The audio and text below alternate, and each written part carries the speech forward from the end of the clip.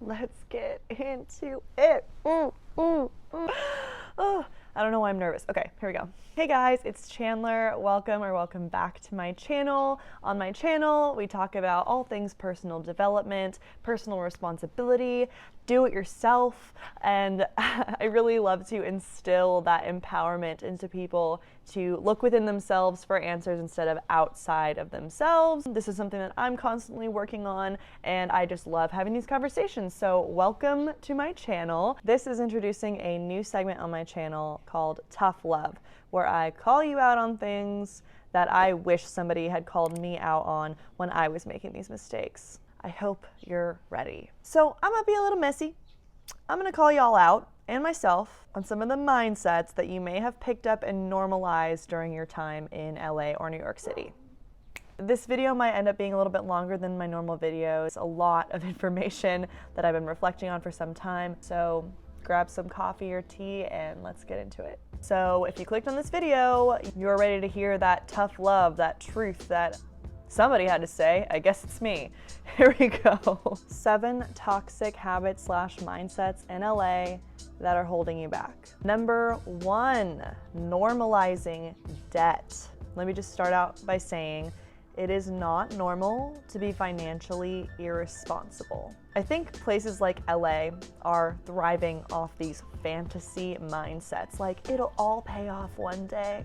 One day, all your hard work is going to pay off. And of course, these things are true in some circumstances. We do hear these stories of people being in horrible financial situations and then booking that leading role and then being able to pay it off all at once. Yes, those things do happen, but I think too many people bank on that happening. I certainly had that mindset, and I would overhear other people at the side jobs I was doing.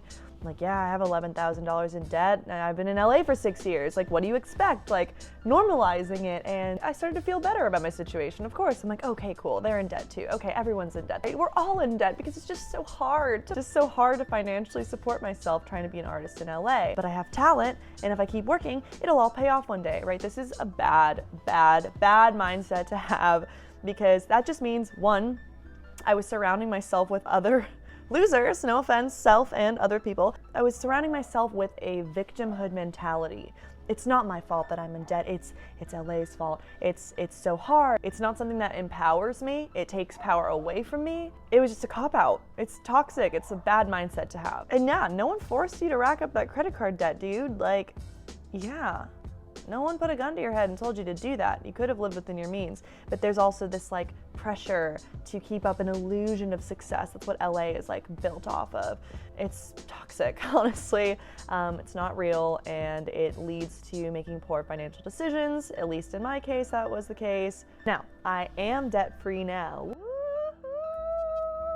I am so happy to say that if you needed to hear this, this is your wake-up call. Having a big chunk of credit card debt is hurting you, and if you are paying high interest for that, you are just paying for the illusion that you have money. It felt so good to have that weight off my shoulders. It's so much easier to manage money now. Seriously, you have no idea how much it is taxing you psychologically. Pay off that debt. It's not normal to have credit card debt. Pay it off. Everyone is my friend. I have so many friends. I have such a big community of friends. What is a friend?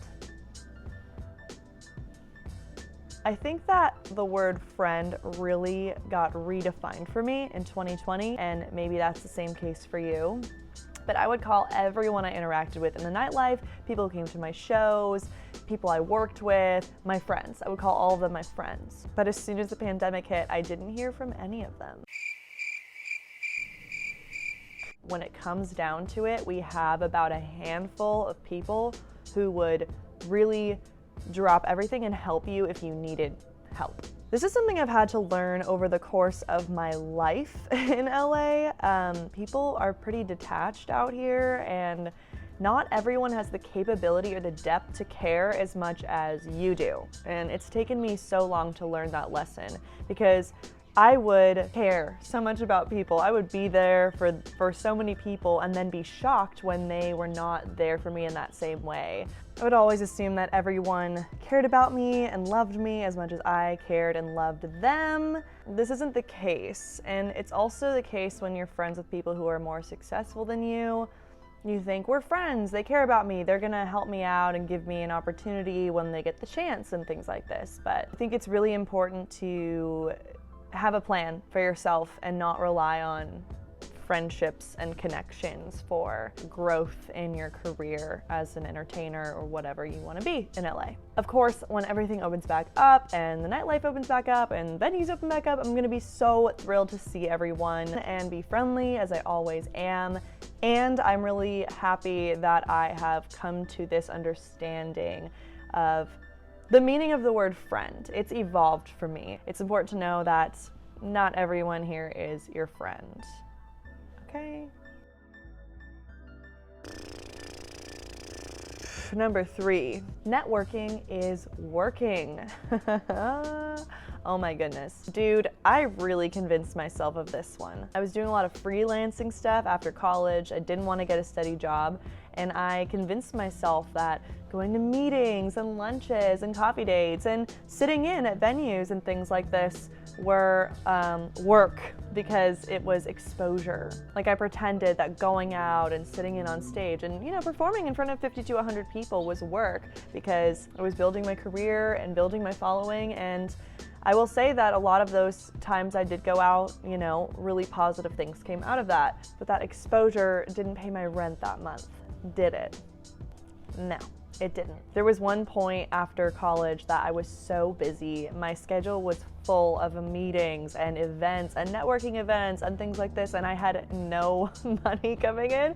And it's crazy that you can be so busy in LA and you can be so busy in New York City and not be making any money. So it's really important to make sure your bag is secure so you can afford to go to networking events. But networking does not replace working, or it doesn't replace your incomes. Things that I thought were going to turn into financial opportunities, a lot of the times never came. Amazing opportunities came, amazing exposure opportunities came, but once again, I was lying to myself. I was lying to myself because I enjoyed not working. I loved the artist lifestyle. I loved being a freelancer, even though I was hardly making ends meet, but I hadn't earned that artist lifestyle yet. I'm not saying that networking isn't important. It's very important actually, but having income to cover the cost of networking is essential. Don't convince yourself that it is replacing working for money. Number 4. I'm so close. I'm friends with famous person A or famous person B. Famous adjacent or success adjacent is not success. We convince ourselves that we are successful by association, or we're in this clique, so it's bullshit. I think, of course, in some rare cases this can be true, but you need to have a plan for yourself. You need to take as much control of your career as you can. There's, of course, a balance to this. I have caught myself and caught other people saying things like this. Oh my gosh, I'm so close. I'm friends with this person or that person. Okay, I perform in a club that's the #1 bar in LA, and I perform on the same stage that Lady Gaga and T-Pain just sang on the day before. It doesn't mean anything. If you do not have a path that's ramping up, if you do not have control over your own path, you don't have anything. It's so rare for someone who's famous or successful to see you and be like, oh, you're talented and hungry, I'm going to help you out. It's not because you're not good enough or you're not talented enough, it's because they had to work their asses off and figure it out for themselves. So why would they just give that to you? And besides, there's this really weird scarcity mentality in entertainment in general, and it's just kind of odd. There's not enough opportunities or something, when we all have the opportunity of the internet. We all have so many opportunities to build our own audiences, but we keep thinking that it's outside of ourselves. Unfortunately, no one is really looking out for you unless they can benefit off of you. I don't say this to be negative, you guys. I just want you to take control of your life, of your path. And in my experience, I'm not saying that's the only way, but in my experience, it's to take control and control my controllables as much as I can and create an action plan. I remember once I was at Black Rabbit Rose, the bar I performed at all the time, and I realized, oh my God, Diplo is right there. Diplo is sitting right in front of me. He's in the audience. Oh my gosh, oh my gosh, oh my gosh. Maybe he'll hear my voice and he'll want to feature me on a song, right? And I sang in front of him, and he even said a couple words to me afterwards. I met him afterwards and shook his hand, and nothing happened after that. But at least I did it, I'm glad that it happened, but it's crazy that we think, oh my gosh, this opportunity is here. Oh my gosh, this is going to be the thing that breaks you. Like, I just feel so much more in control of my path doing weekly content and building my audience one subscriber at a time, because no one is giving it to me. It's me. I'm the one doing the work. I'm the one learning the editing. I'm the one honing my craft, watching it grow one thing at a time, as opposed to leaving it up to the universe or, you know, someday it'll all pay off, all these like fantasy mindsets. I think the best way is to create an action plan and take control of your career, how you can control it as best as you can, and you can take action for yourself instead of leaving it up to the universe or something outside of yourself to come and save you and give you your big break. We can make our own success right now. Remember that. Number 5, normalizing being late, flaking, treating other people like crap. Everyone's always 5 to 10 minutes late to everything, and it's sort of like, well, it's LA, everyone's behind and stuff. But I think that that's so toxic that we normalize treating other people that way, and we at that point are making choices based on how we feel and not based on our word. Like if I say I'm going to be there at 5 p.m. and I'm there at like 5:30, closer to 6, it's based on how I feel and not based on my word, and you start to become less reliable that way. It definitely doesn't feel good when you get flaked on, but I didn't realize that this is so much of an LA, New York City thing until I visited some other places like Nashville or in the South. You know, there's like just these stricter rules, like social rules, which I think are actually healthy to a certain extent. I went to this music festival in Nashville, and there were people laying out on picnic blankets and stuff, and I met up with a friend who introduced me to a friend who was sitting down on a picnic blanket, and they stood up and they shook my hand, and I was like, oh, you don't have to do that. And they said, no, this is what you do. I said, oh, I didn't know that that's what you're supposed to do. And they said, because nobody told you. And I think that there's that culture in the South, there's that culture in Nashville of extra politeness, extra niceness. There's a culture of lateness and flakiness in LA, and yeah, the traffic's awful here in LA, but the point is we normalize treating people like crap, and this is definitely holding you back.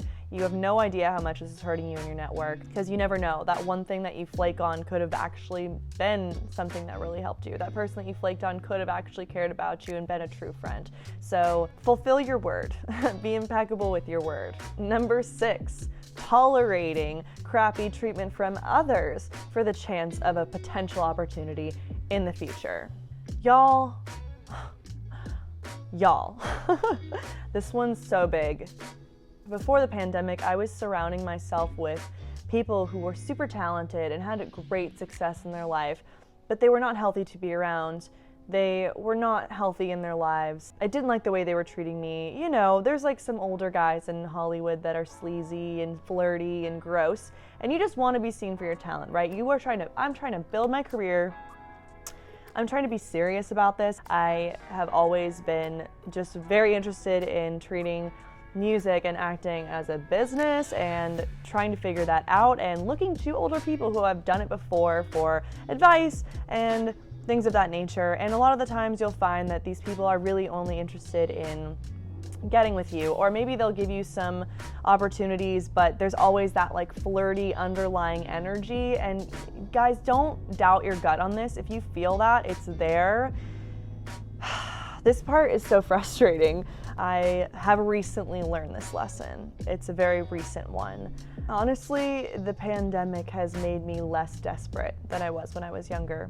I'm realizing that I'm not interested in a $200 opportunity if it comes with that flirty energy. Like, I don't need the $200 that bad. I literally rather have an opportunity that pays less if it's more serious and I see the potential for growth. My mindset has really changed. Or another example, I went to a friend's house to record a cover.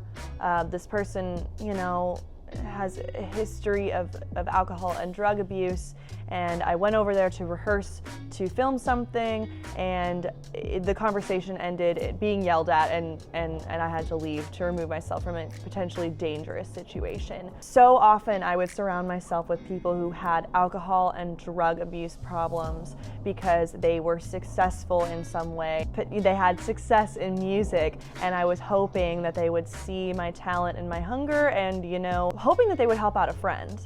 And that opportunity never came. Those opportunities never came. And I've tolerated shitty treatment from others for so long with the hope for a potential opportunity to come. You guys, do not waste your time with people who waste your time. That opportunity is not coming. Hanging out with people who act unprofessionally, who are flirting instead of being they are not successful. They are not successful. Success is so much more about personal responsibility and taking control of your own path. Those people wasted my time, and I didn't want to burn a bridge, you know? I don't want to burn a bridge with anyone. Or I was so fearful that my reputation would be messed up in some way because I burned a bridge or I got into an altercation with somebody who has drug and alcohol abuse problems. I cared more about how people perceived me than keeping myself on a path to success that I was in control of, like I am now, or like I'm striving towards now. I say all this to say nobody deserves to be yelled at in the face by a drug addict. Nobody deserves to be treated like shit. Nobody deserves to be flaked on. You don't deserve that. And if you are a hardworking, talented person trying to build your career and somebody flakes on you or treats you that way, you don't need to deal with that. Like you deserve better than that. And maybe I'll do another video on how to deal with situations like that. It's a whole thing. Just know that you don't deserve that. And if you're really serious about building a career in whatever field it is, you should learn now that accepting shitty treatment from others is absolutely holding you back. And it's cutting off room for people who actually are on your level or higher. You know, my mom always used to say, if you're the smartest person in the room, then you're in the wrong room. I find myself in rooms where, yeah, this person had more credits on their resume, or yeah, this person has had more hit singles than I have had. But are they healthy? Are they successful? Are they living the life that I want to live? It's a challenge. The nightlife in LA can be very distracting and very fun, and it is a challenge to find that balance. But if somebody treats you like shit, I highly doubt that person is going to turn around and give you an opportunity that's going to change your life. And lastly, toxic mindset number 7. I can only make it here, or it can only happen for me here, or it only counts if I make it here in LA or New York City, or who am I if I'm not in LA or New York City? Wearing the identity of the city that you live in as a badge of honor is definitely holding you back. Like you're only valuable if you make it in LA or you make it in New York City. This is really toxic because it can become a justification for why you're not successful to your friends or your family or people who are rooting for you. Oh, well, it's just so hard in LA, and if you make it here, it really counts. And this is super toxic. Times are changing and the industry is changing so fast that you do not need a tastemaker or a gatekeeper or an industry professional in LA or New York City to tell you that you're good enough. You need to know that you're good enough, and you need to take control of your own path. And we all have internet, we all have a phone. You have what it takes to build your own career and create your own success without anybody else. Why do we keep thinking that the magic is outside of ourselves? This is a really good question, and this is a question I'm constantly asking myself. Why do I need something outside of me to complete me? Dude, it's 2021, and I've been thinking about this for a few years now. My cousin lives in Florida, and he has completely made a financial success for himself just using Spotify, YouTube, the internet, and producing his own content and his own music, and he didn't ever need to be in LA. I've had some success in LA, but I was always thinking how much easier would it be if I wasn't in a place that was so fun and so distracting in the nightlife, and I was living the artist lifestyle before I even earned it. But I've been thinking this for a while. If I was staying at home and just honing my craft and building my audience online, and then I had some leverage to use in a place like LA to actually get into the rooms or get into the industry situations that would actually boost me up from there. So maybe I manifested this year then, because I'm finally doing that work, taking control of my career and building my audience one subscriber, one follower at a time. Instead of thinking it's just gonna happen all at once overnight, it's almost better to stay home and build your own audience, one person at a time, and create your own content and be as in control of your career as you possibly can be. I'm just really grateful that I'm finally focusing on myself in ways that I never could in the before times. And honestly, it's kind of annoying that I could never quite find that balance between focusing on myself and trying to please everyone in the community and in the networking, in the nightlife, and the night scene. Y'all, I had some of the best days and nights of my life in the before times. It took me years and a lot of adjusting to finally crack the code of how I could thrive in the nightlife and the performance scene in LA. And I wouldn't trade it for anything. And I'm really, really proud of myself for finally taking control and full responsibility for my own success as I possibly can. Stoked to be building and working on this path with you guys right here. I am telling you this because I wish somebody taught me these things. I wish I had a mentor to just give me this tough love. These are the lessons I have learned about growing up in Los Angeles and over the course of the past few years and reflecting through the COVID times. I feel an emotional release sharing these lessons I've learned, and I feel like an immense gratitude for having made it through so many crazy experiences unscathed. So, oh my God, I'm getting emotional.